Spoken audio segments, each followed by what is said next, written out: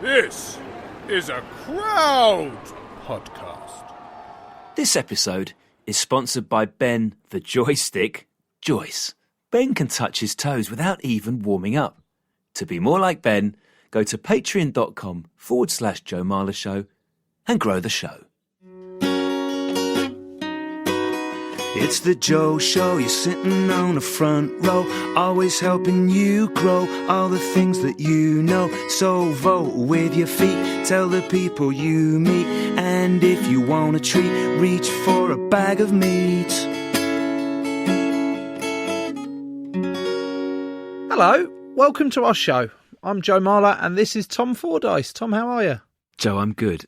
Have you seen what I'm wearing? And I don't mean that in a saucy way, Joe. Have you seen what I'm wearing, Joe? What do you think? This is our hideous. First... It's hideous. Mate, don't say that quicker. Sorry. Trying to flog them, but it's a little bit unnerving, disturbing to look at your left nipple and see my face. We should explain. Looking back at me. Yeah, and... I haven't got a nipple that functions as a mirror. Or a nipple tattoo now. Or a nipple tattoo. I am wearing one of the very first Joe Marler Show T-shirts, which has got your face in that sort of cartoon. People will know the image I'm talking about because it's on their podcast app. It's the graphic that appears on your phone. I think they're really smart. I've got the white one in medium, and I know it's freaking you out seeing your own face because you didn't even want this show to be called the Joe Marler Show, did you? No. So now it's called the Joe Marler Show, and you're looking at me wearing a T-shirt that says the Joe Marler Show, and it's got your face. It's a bit much for you, isn't it? It almost seems like I've got no control over this podcast whatsoever. There is some truth in that. Okay. But the reason we're doing these T-shirts is because it will help us Grow the show. grow the show. What was yours? Italian? Grow the show. Italian? It will help us grow the show. Right, if there's anyone there out... Is there anyone out there? If there's anyone out there listening that actually wants to buy one of those T-shirts that isn't as freaked out as I am... No, they won't be because they're not you. No, that's true. Where are they? Where can If you get go them? to joemarler.co.uk/shop and you can purchase this T-shirt, you can help grow the show by wearing it, you can help support the show. We'd also like to see, Joe, I think, wouldn't we, when people buy their T-shirts, it'd be nice to see some pics of people growing the show in their T-shirts. You can send them to us on the soch. I'm not comfortable with you saying on the soch. On the socials, on social media. I knew what you meant by it, and I know a lot of the times what you mean by it, but it just makes me feel a bit creepy that you go on the soch. Does that make you feel more or less creepy than these two scenarios? One, you go to bed tonight and Daisy is wearing a Joe Marler Show T-shirt, or is it creepier for Daisy if you go to bed and she sees Joe Marler wearing a Joe Marler Show T-shirt with a picture of Joe Marler on your left nipple? It's freaking me out left, right and centre. What happens if I buy all of the T-shirts? So I log on to that website, I buy all of the T-shirts available, and then no one else can have them. They are print on demand, so the company would probably think they're a massive success and would react to your bulk buying by producing probably double the number. So you would find yourself quite quickly in some financial strife, but you would have a lot of T-shirts. Okay. It's not the weirdest scenario you've given me that I've had to get my head round. This was an 80th birthday party that I went to. It was my wife's granddad. He held it at the local rugby club, Uckfield Rugby Club, and the theme was rugby. He's a massive rugby nut. Makes sense, yeah. It does make sense. That Who was came up with that one? I went as Adam Jones in full Welsh kit, head to toe, and the wig, or the famous curls that he had. And Jasper went in his small Ospreys kit that he loved at the time, and Daisy went as me. So she bought a mohawk, bright red mohawk, taped her head, bought some fake tats for her arm, Quinn's kit top to bottom. We ended up having a few drinks, and later that night... I can see where this is going. Did you, with yourself, so to speak? It's important we get on with what we're here to do. One and more that's question. The rest of the show. One more question. Did it work for you? Stop it. Enough now. Joe, have you ever played poker? I've downloaded a couple of apps when I'm bored, but not for like real money or nothing. Okay, that's really given us the build-up because basically we've got a poker player on today, so that build-up was poor. But I feel like I let you walk into it. Shall I do it again? Joe, we got a poker player a professional gambler, a professional poker player on the show today. What, like a top dog One of the best. that does tournaments and stuff? Oh, all sorts. What, that tries getting one of those bracelets they give out? Yeah, you can probably do that thing where you pass a poker chip over the knuckles of a hand. Yeah, I've always wanted to be able to do that. Or when they stack the two towers of chips and then they do it so nice that it and goes into one. It seems so smooth. I've never been able to do that. And we're talking to one today, are we? Very much so. Okay, all right. I look forward to this one. Should we get them on? Yeah, let's go. Today's guest is a professional poker player, and his name is Richard Ashby. Hello, Richard. Hi, thanks for having me. So let me get this right. You play poker professionally. That's your job. It is in the sense that I haven't done anything else for maybe 12, 13 years, so... What do you mean you haven't done anything? What literally anything? You've just been playing poker for 12, 13 years? There's more truth in that than you'd realise, but no, I mean, I literally haven't done any paid work for 12 or 13 years. I haven't needed to do anything else to earn money other than play poker. Tom, that quickly leads me on to one of my fact-finding missions that I did in prep for this. And the longest game, it is albeit an unverified source, apparently the longest game was 14 years long. What? 14 years long, and it was played at the Dun Glen Hotel in Thurmond, West Virginia. Can you get food at the table, Richard? Yeah, you get food, you get drinks, you can get massages, you can get... Sorry, did you just say massage? Yeah, I mean, that's really Just your popular. run-of-the-mill neck and shoulder massage? Yeah, neck, shoulder, back massage. Sometimes if you're sitting in the wrong seat, it can be quite unpleasant watching someone getting massaged right down the lower back, and you sort of see a bit more than you'd want to. I mean, in fact, a couple of massage girls have actually lost their jobs for being a bit too kind of hands-on sort of thing during the massages, and people have What else are they meant to use? Surely they're meant to use their hands. Yeah, I mean, they kind of I don't know, they were sort of massaging in spots which were sort of not really appropriate for in a casino. I don't literally mean they were sex workers, but they were just sort of really they were really getting into it. Thank you ever so much for clearing that one. Yeah, I mean, I had a friend. Yeah, he used to like his stomach massaged, and I think that's what... Oh God, that's the last thing you want to see playing a game of poker. Oh, it's not pleasant, no. So, Richard, what's your biggest ever win? Yeah, it's quite. I mean, I was playing really high stakes about kind of 10 years ago when before I was married and kids and responsibilities, and in those days, I mean, I think my biggest ever one day win was something like $700,000. $700,000 in person or online? No, this was online. From the comfort of your own home? Yeah, from sitting in my my pajamas at my desk, basically. When you're playing online, you play like maybe four tables at once, so you're kind of holding 4 sets of information in your head. And what have you lost? Like, if that's the most you've won in one night, what was your biggest loss? It was in Australia actually, but it was online. But I was out actually in Melbourne for a something called the Aussie Millions, which is a kind of like a big poker tournament they have every year there. And at the beginning of it, they have what's called an opening party, where you kind of all the players have drinks and you all kind of get to know each other and everything. And I was at that, and I turned up in trainers, and you needed shoes to go to this particular bar, so I popped back to my hotel room to change into some shoes. And being kind of the slight degenerate gambler, I just thought I'd quickly log on, check the action.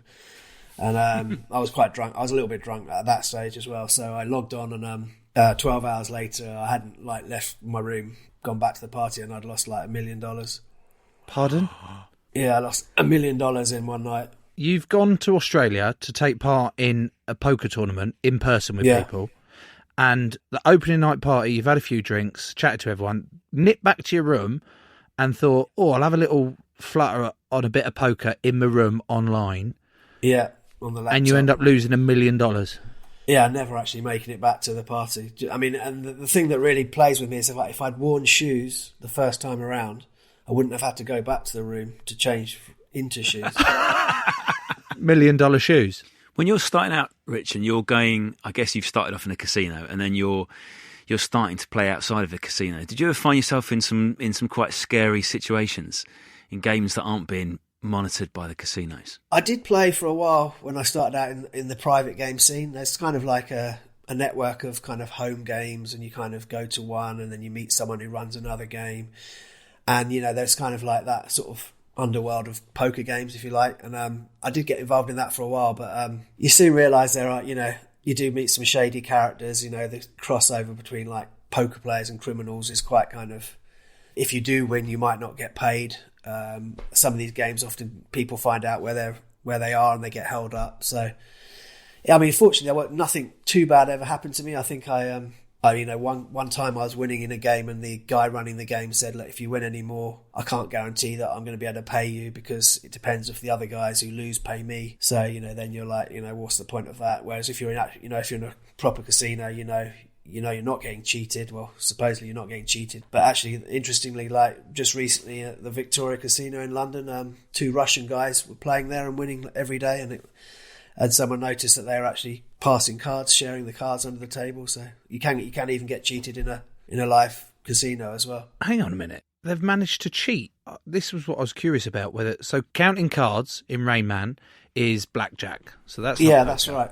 That's not poker, no. Are there ways to cheat in poker? Yeah, I mean, there's tons. There's a lot of ways you can cheat. I mean, and they're becoming increasingly sophisticated. I've heard of recently of these decks of cards, which every card's microchipped, and someone's wearing an earpiece, and it tells you which hand is going to win in advance. Although you might have a bad hand, you get a message in your ear saying you're going to win this one. So then you can bet a lot of money with a bad hand. That's when I'm talking about private games, that kind of thing, you can never be sure. But yeah, the one I was previously talking about, the 2 Russian guys, they were in a casino and they were kind of sharing cards under the table. So they would be like, they'd quickly swap cards, and they were up to all kinds, and no one noticed. It's pretty amazing. They got away with it for several weeks, and the casino never even clocked onto it. But one of the old kind of experienced guys who's sort of prone to the odd sort of trick himself, he spotted them, and he let the casino know, and they froze all their money.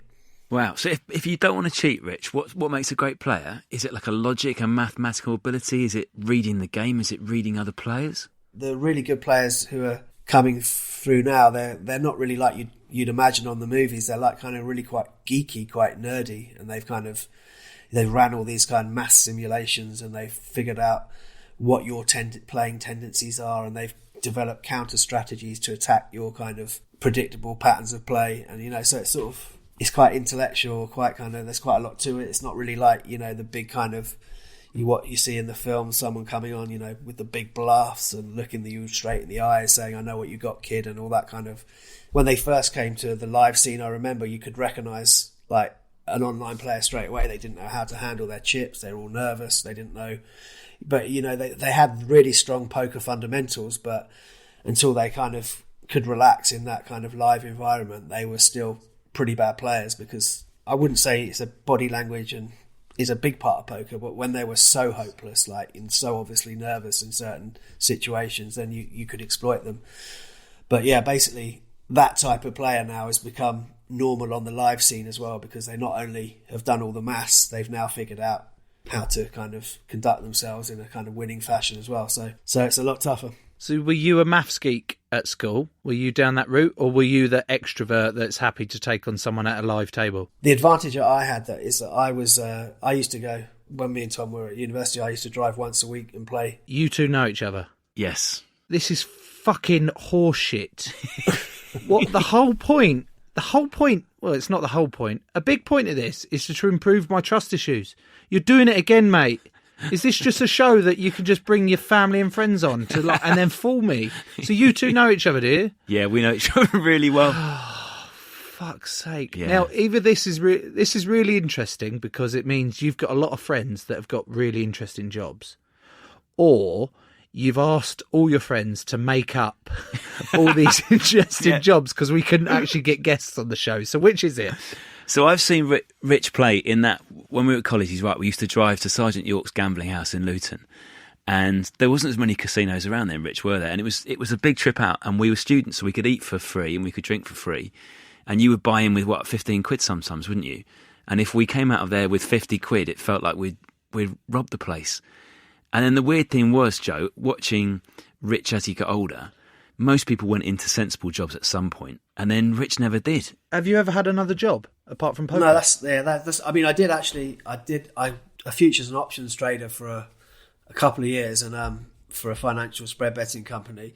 What happened there then? Yeah, there's a bit of a story there. I mean, I was still I I was still this. playing a lot of poker as well. I remember I was doing the night shift, and I was quite tired because when I wasn't working, I was playing poker, so I wasn't getting a lot of sleep. So I'd kind of I had this system where I used to take these pillows in, and I used to like tell the other guy, "Look, I'm just going to get my head down for a power nap. Can you just watch the desk?" Because I was sort of covering the Far Eastern markets and stuff. That doesn't sound like a particularly subtle or sophisticated system. Just walking into the workplace with a pillow. Yeah, exactly. Taking my pillow, and it was going quite well, I thought. But then I think my boss, he kind of, obviously all the calls were recorded. He kind of listened to my overnight calls, and like you can just hear me going, "What? Yeah, right." I was completely asleep, trying to take these deals. So that, yeah, unfortunately they. So they caught you. Yeah, I mean, I thought it was a kind of a sort of standard thing to do. Like, when it got quiet overnight, you were kind of allowed to have a little nap. But I managed to get a kind of settlement, and then I used that money to play poker. Initial poker bankroll. That's how it started. That's unbelievable. And the fact that you two know each other really well, I'm going to let slide for a little bit because I'm still really interested about hearing more what it's like to be a professional poker player. But the thing is with Tom and all your mates, isn't it? You've got nicknames for all your mates. Yeah, so we've all got nicknames, is this Richie? Richie Rich or Rich? This is Chuffy. Chuffy, yeah. Yeah. Why Chuffy? They say I used to say chuffed a lot, like kind of sarcastically. If something wasn't going well, I'd go chuffed, like, and I was always saying that. So then they started calling me Chuffy. So a nickname's a big thing in poker because I've got Texas Dolly, which is Doyle Brunson. Yeah. He looked like an old geezer with a cowboy hat. Is that right? Yeah, he's a real old kind of American high stakes player. So he was good, was he? I mean, he still plays. I've actually played with him quite a lot over lockdown on one of the private games I'm playing in on. So he's still, and he's I don't know, he's 90 years old or something. So he's 90. Yeah. He's really old. I mean, I'm not sure exactly how old he is, but he's coming up to 90 or something, I think. And is he still any good, or do you take advantage of the fact that he might forget a hand or two? He's obviously live. I think he can still kind of hold his own, but like you can imagine someone of that age trying to play online poker. It's just it's not a good spot for him. So okay. I think but he's still, for his age, he's playing very well. It's pretty cool. The next nickname I've got is Phil, the poker brat Helmuth. Yeah, Phil Helmuth. Yeah, Is he a Helmuth? Is he a helmet? I would have gone with the helmet rather than the poker brat. I'd have gone with poker helmet. He is a very sort of big character in America, and he's known for his outbursts at the table and berating players. I've been on the receiving end of them several times. I mean, he's actually quite a nice guy away from the table, but if you happen to come against him at the table and you play a hand in a certain way and he thinks you shouldn't have done that, he'll really start going crazy. And he's very well known. He's probably about the most famous American poker player out there. Joe, if you were a poker player, what would your nickname be? Like the Tentative Tiger. Joe the Tentative Tiger Marler, by like a Bruce Buffer type bloke. It's Michael Buffer, not... It's not Michael Buffer, it's Bruce Buffer, isn't it? It's not Bruce Buffer, it's Michael Buffer. Bruce Buffer's his brother. And he does... smaller gigs. Other... So he goes, Welcome to the table, Richard Chuffy Ashby. I remember Rich telling me that when you was trying to apply for a mortgage and you put professional gambler down as your occupation, doesn't go down massively well. And Rich, wasn't it quite an early date with Debbie, who would go on to become your wife, when she was asking you how you should split the bill? That's the thing, the kind of gambling world and the money, there's some sort of involved when you're gambling, and then there's like real life kind of money. And it was like one of my first dates with Debbie, I remember like I'd lost something like 100,000, 120,000 the previous night, and then we were out for dinner, and I think we got takeaway, and she said, do you want me to pay for half the rice, or should we split the rice? I don't mind paying. And I was like, okay, fine. No. But I just actually lost. She obviously at that stage knew nothing about the fact that I'd lost $100,000 the night before. So I'm concerned that she only offered to pay for half the rice and not half the meal. I don't know what was the rice. It's not really that much of a gesture, is it? Do you treat it as real money? Or do you lose that sense of it being real because you're playing for ridiculous amounts at a time? Do you know what I mean? Yeah, I do know what you mean. You do become kind of desensitized. So when you've got kind of money sitting in a poker account, it doesn't seem nearly as real as if you had it there in front of you. Or and similarly, if you're at a live casino and you've got chips, they don't. Although you could just cash those chips for real money, you do lose some of that realness. So yeah, you have to have that attitude, really, particularly if you're going to play high stakes. You can't forever be thinking, if I bet this amount now, that's the equivalent of a week in Thailand, or you've got to just see the money as kind of just a sort of a means to an end. You can't really start getting, even when you're actually winning in a session, until you actually cash out. You still haven't booked that win. Yeah, it makes perfect sense, because on my gambling account that I have on the Bet365 app, I've got 120 quid in there, and even when I'm putting a bet onto a football accumulator, and I go a bit crazy sometimes. Sometimes I do £10 or £15. Yeah, big time. But it never seems like real money. So I'm like, it's all right if I lose a thing. But if I was to set fire to £100 in front of me, rather than that online thing, I'd be like, what on earth am I doing with that £100? You mentioned chips there not seeming real, and that leads me on nicely to one of my facts, Tom, that I've done in my research. Do you want to hear it? Yes, please. Are you sure? Yeah, but when I've done facts for you before, you've always looked at me like that, and the listeners can't see the eyes that you give me, but they're like, "Oh, what's this fucking bullshit?" Yes, because one of them was that someone had been pregnant for a year. Chips. Do you know what they originally used instead of before they became made from ivory, bone, clay, or wood? Tell me, Joe. That's good. I like how you're role playing with me. Yeah. They used to use gold nuggets, gold coins, or gold dust.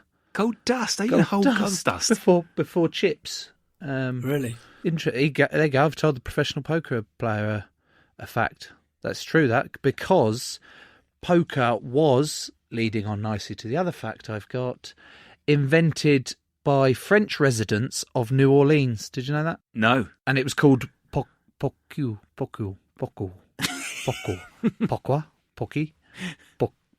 It's spelled Poque.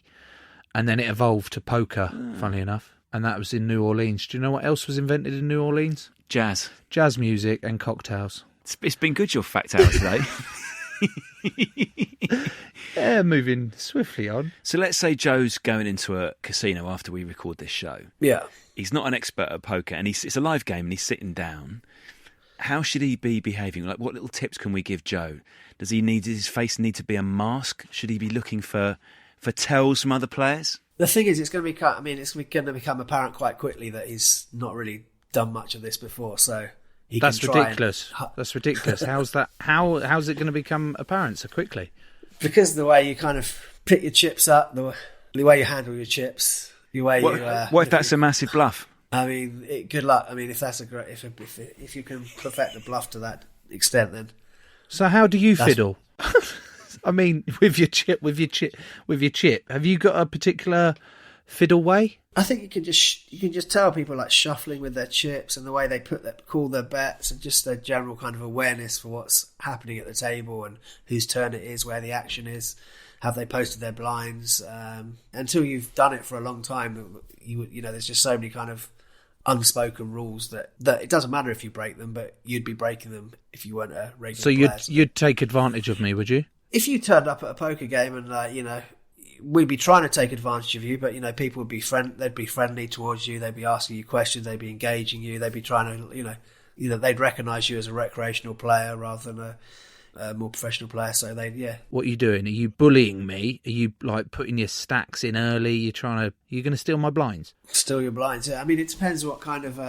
There's all types of different novices. You might be kind of you sound a bit like a nervous novice, so you probably you wouldn't want to put your chip. Feels like you've known Joe for a long time, Rich. You wouldn't want to be putting your chips in the pot. So we could exploit you by bluffing you, basically bullying you, and yes, as you say, stealing your blinds. But then you're actually not as valuable as the kind of the recreational player who comes and who thinks he's James Bond or something. He really wants to kind of be the kind of the main man and push the table around, because he's the guy that's going to make a mistake and put all his chips in the middle when he can't win. So we're going to take all his chips at once, whereas with you we'll have to grind you down and it'll take a little while longer. Right. Okay. Thank you for insulting me during the poker thing, calling me a nervous novice. So I'm guessing that there might be a few listeners to this that are also nervous novices. So we are all. Yeah. Is it novici? What's the plural, Tom? Novici. Novici. So do you remember the hands that you won some of your biggest pots with? Because there's been so many different hands, I don't really remember the actual specific cards. No, I might be having kind of $100,000 swings on a daily basis for 2 years or something, or a year and a half, or how long I was playing at that high. So you're a bit numb to it, really. And one thing I do always remember is that you don't feel that kind of much happiness from the wins, but you do feel devastated by the losses. And you just feel that feeling in the morning when you've had a really bad session and you wake up and for a split second you feel fine, and then you remember the loss, and then it's just it's the most depressing feeling, particularly when you've really had a big loss. And now obviously I'm playing a lot smaller, but the money's means just as much because I've got more responsibilities and I don't have as much money as I had when I was playing high stakes. So even now, when I've lost 5,000 or 6,000, and I wake up the next morning, it's like the feel. Yeah, it's not a fun feeling. Whereas if you'd won 7,000 or 8,000, you wake up and you think, "Well, that's good, I won," but you don't really think about it. I can sort of relate to that in terms of winning or losing a rugby game, sort of. Yeah. Do you know what I mean? I get down about. I want to win all the time. I do want to win, but I get really down about losing if you lose badly as well. But I'm not losing hundreds of thousands of pounds and then having to go back to my wife or partner and explaining how I've ended up losing that. And Joe, yours are collective losses as well, aren't they? Yeah, so there's 22 of you in the, it is different. But you touched on that there, where you're saying you don't really get a huge buzz out of the win, but you do get a big downer of the loss. And we've spoken to all sorts of different people on this show, but recently we spoke to a homeless guy who was addicted to heroin for quite a large part of his life, and a lot of the stuff that you've spoken about kind of relates in some strange way to his addiction to a drug. If Debbie, your wife, turned around to you tomorrow and said, "Right, no more poker, I want you to go and get that job back in the city where you got sacked for sleeping with that pillow and all that lot," would you be able to do it? Do I feel like I'm addicted? Is that kind of what you're... Yeah. Are you addicted to playing poker? I don't know, is the honest answer. Wow, I really don't want to make this a counselling session. I don't want to dig that thingy, but...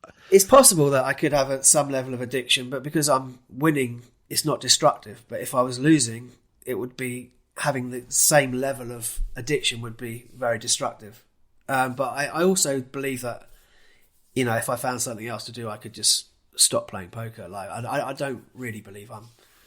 it's not... I think I could definitely stop if I wanted to. But in terms of how much focus and how much I'm kind of invested and preoccupied with poker, I think it is an addiction, yeah, to an extent. Because you've got 2 kids now, Rich, but your working hours are you're playing all night, aren't you? You're playing till what, 4 or 5 in the morning?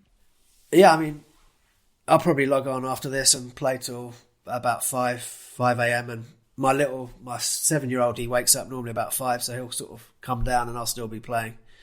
And then I'll help him with some breakfast, and then I'll go to bed about 6. This is a whole another world on there. So hang on, if you're working from midnight to 5 o'clock in the morning. No, I start before. Normally I start normally about... I put the kids to bed and then I start about kind of 9 p.m, work through to about 5, or play through to about 5, depending on how I'm going. Sometimes if I'm really stuck and I'll play right round till 8, 9 in the morning. But I tend not to. That's maybe once a month that happens. And then do you sleep during the day? So you're like a vampire? Yeah, basically, yeah, sleeping. I for example, today I got up at 11 and then started playing about 1, and I was thinking they'd probably ask me how I did today, so I might as well tell you I lost about $5,000 today just playing before. So yeah, that's just like an average day. Does it ever get lonely in the middle of the night? Because I know lockdown has changed things for a lot of people. Most people's jobs, like Joe, you go and see your teammates at Quins or with England. Most people's jobs involve talking to other people, seeing other people. And you, Rich, are in the kitchen by yourself.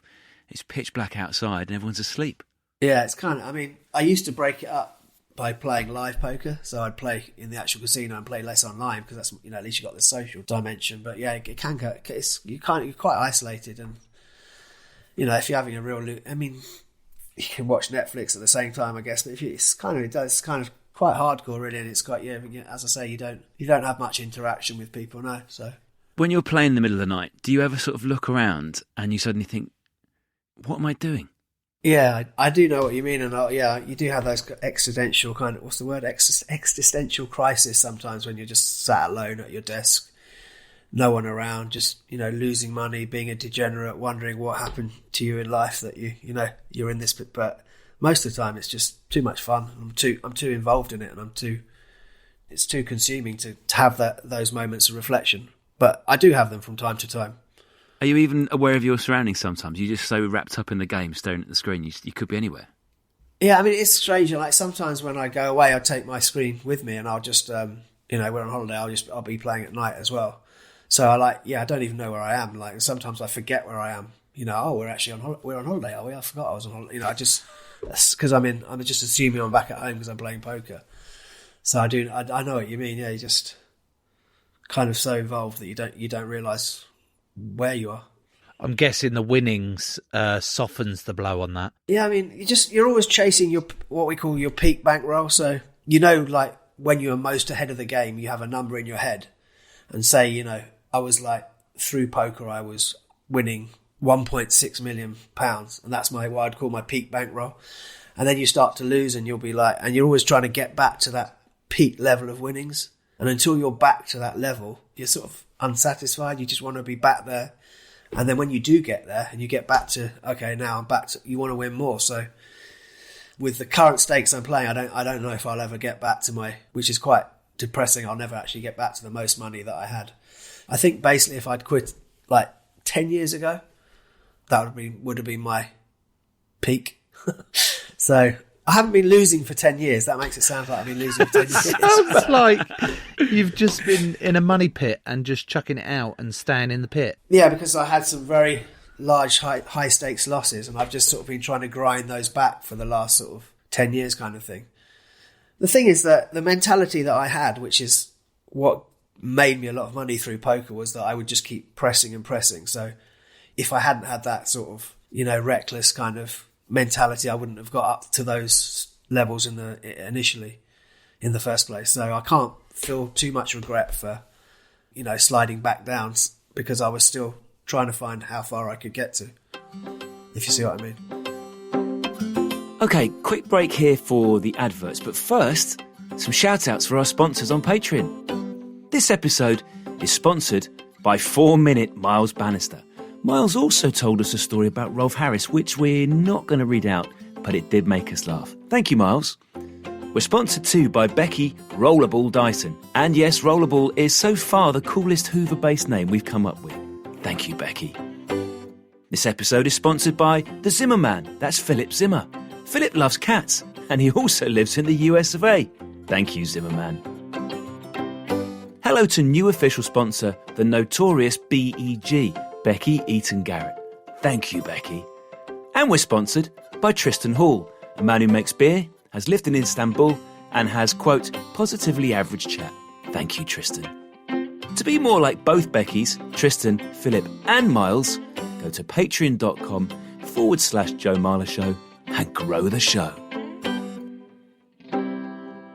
Over the centuries, the world's greatest wordsmiths have crafted the most beautiful sentences ever written. Shakespeare, Shall I compare thee to a summer's day? Austin, There is no charm equal to tenderness of heart. and Jermaine Pennant. I pulled two birds and I went home, which is nearly a proverb. Hello and welcome to the Football Book Club podcast, the only book club that's less Charles Dickens, more Paul Dickoff. And you can listen to our brand new series right now by searching Football Book Club wherever you get your podcasts.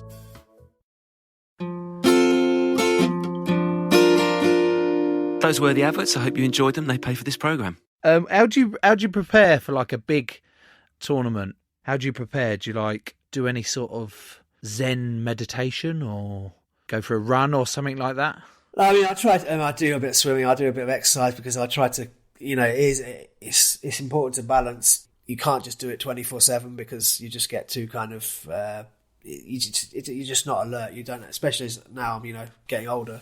So I have to I have to do some exercise and other stuff to be able to play to my best of my ability. A lot of the new players now, they are doing stuff like meditation and, I don't know, relaxation, and it's become, because it's so competitive, they are taking it to that next level, but I don't do anything like that, no. You're just naturally blessed that you just crack on, is it? Too much of a degenerate, probably. I just want to jump straight into the action.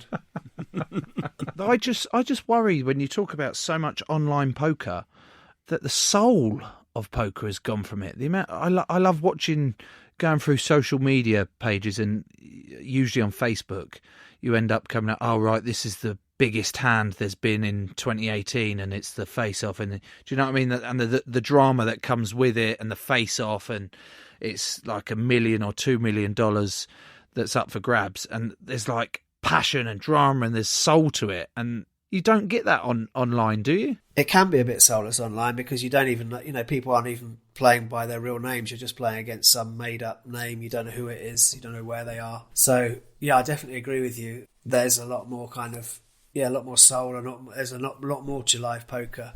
And because of that, it tends to attract a wider range of players, whereas particularly online, a lot of the time you don't even know if you're playing against a person. You might be playing against what they call a bot. So what the fuck's a bot? I think that these people basically they've written programs. An artificially intelligent being is making decisions in real time against you. So how's that fair?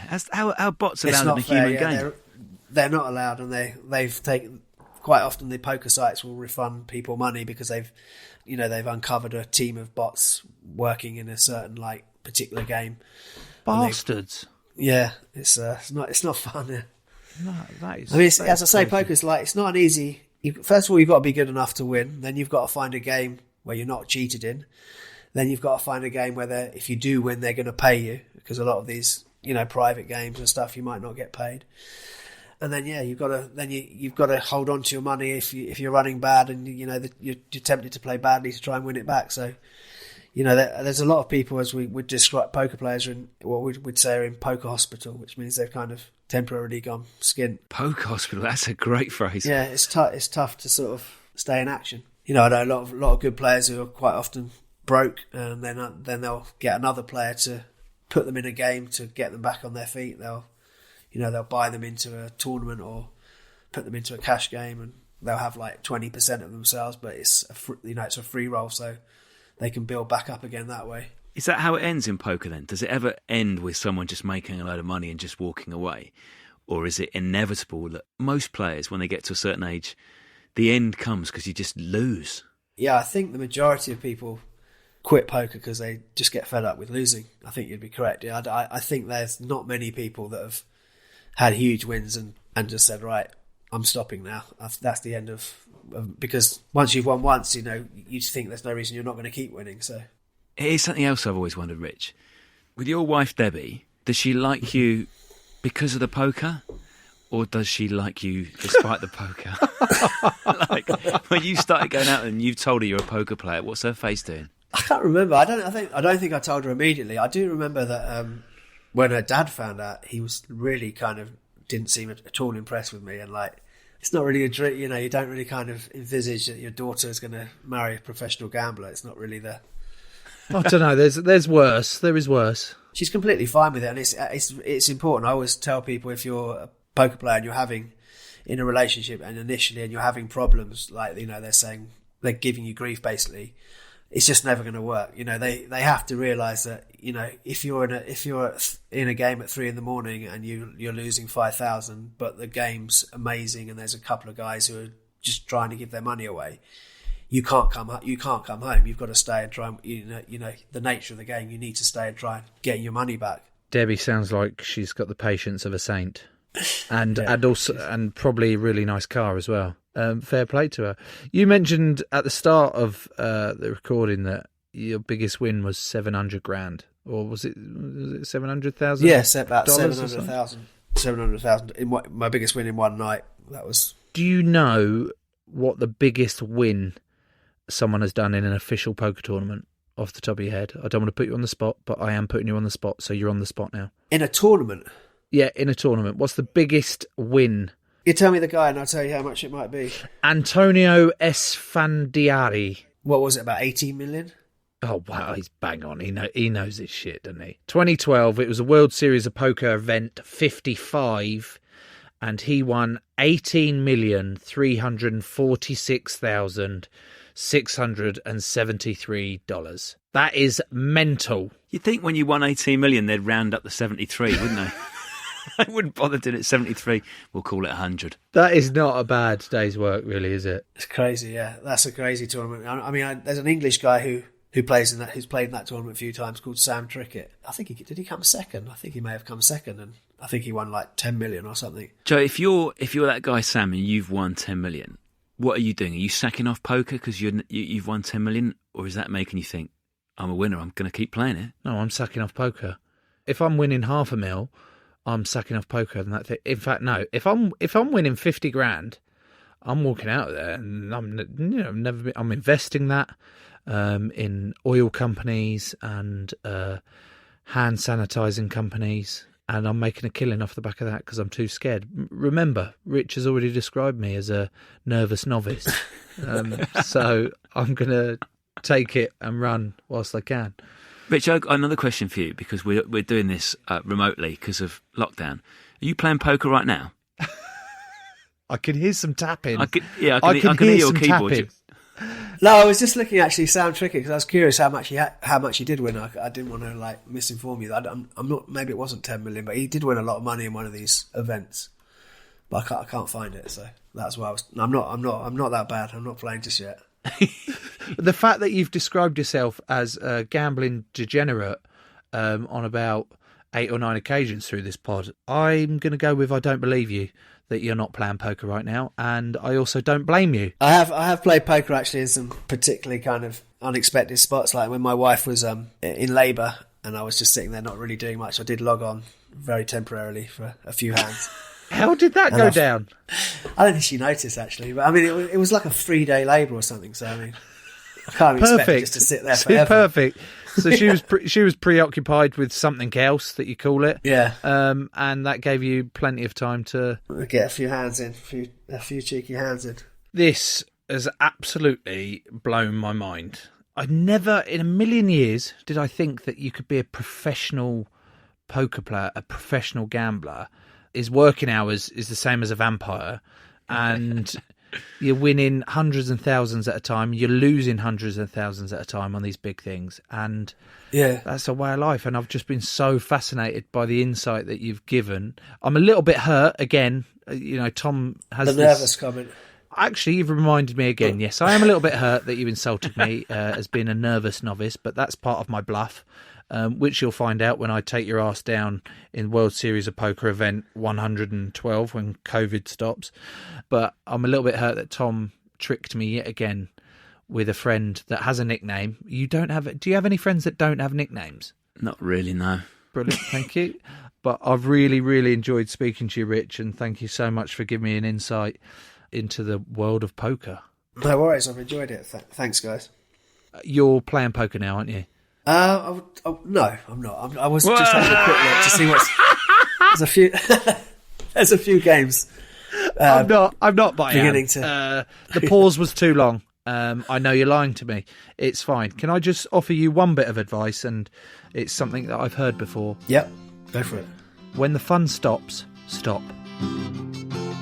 So, Joe, look, I would like to formally apologise for partly pulling the wool over your eyes again and not revealing in advance that I knew Rich. But, and I can see from your eyes that you're hurt. Feels like the opening lines of a song. I can see from your eyes that you're hurt.